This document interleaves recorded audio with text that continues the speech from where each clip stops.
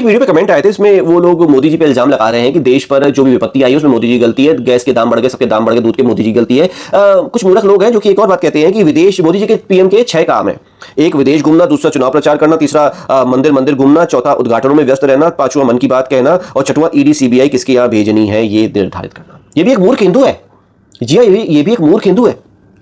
इसीलिए कह रहा हूं, मैं ऐसा नहीं कहता हूं कि भाई बीजेपी पे इल्जाम लगाने वाला हर एक हिंदू मूर्ख है, लेकिन मैं इतना जरूर कहूंगा कि झूठा इल्जाम मत लगाइए। कैसे? आप क्या कहेंगे, तुम कौन से होते हो भैया, तुम्हें क्या पता है तुम कौन से भगवान बैठे हो, तुम कौन होते हो ये डिसाइड करने वाले क्या सच है क्या झूठ है।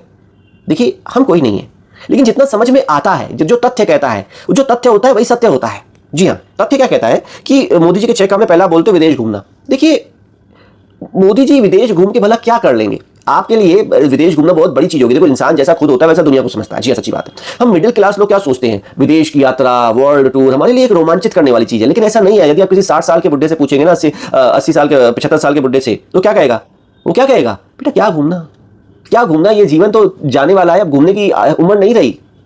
और सच्चाई ये भी है, जब 75 साल का इंसान हो जाता है ना, तब उसे घूमना पसंद नहीं आता है।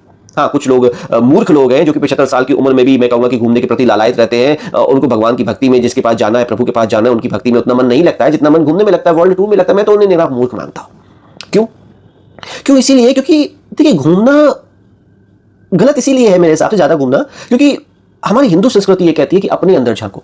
महावीर स्वामी, गौतम बुद्ध, अगर आप इनको देखेंगे तो इन्होंने जो आत्मज्ञान प्राप्त किया वो घूम के प्राप्त नहीं किया। इन्होंने एक ही जगह, हमारे जो कुंडलिनी चक्र होते हैं जो शक्तिमान भैया ने बताए थे, वो सच्चाई है। हमारे शास्त्रों में पढ़ के देखिए, जितना आप स्वयं को जानेंगे ना, जितना आप स्वयं को जानेंगे, जितना आप खुद के अंदर घुसेंगे, उतना ही आप मोक्ष प्राप्ति की ओर कदम बढ़ाते जाएंगे। और मैं समझता हूं कि 100 में से 80% लोग जो 70-80 साल के बीच में हैं, वो घूमना पसंद नहीं करते हैं। उन्हें अब बस जीवन में प्रभु को पाना है, क्योंकि प्रभु को पाना बहुत जरूरी है। इसलिए जरूरी है क्योंकि देखिए, हम सब लोग अपने जीवन में एक लक्ष्य लेके चलते हैं। जैसे आप भी सुबह उठते हैं, नहाते हैं, ब्रश करते हैं, काम पे जाते हैं, तो खुश होते हैं ना। क्यों खुश होते हैं पता है आपको? क्योंकि आपके दिन का लक्ष्य ये है कि हमें सुबह उठना है, कमाने जाना है, ब्रश करना है, नहाना है और वापस घर आना है, फिर सो जाना है। सब ये ऐसी जिंदगी चलती है, हम सब खुशी रहते हैं, क्योंकि हमें लगता है ये हमारा जीवन है। चलो अच्छा है, ये जीवन है, सच्चाई है ये कि दिनचर्या के लिए अपने लक्ष्य को पाते जरूरी है, लेकिन ये दिन का लक्ष्य नहीं है। मोक्ष पाना दिन का लक्ष्य नहीं है।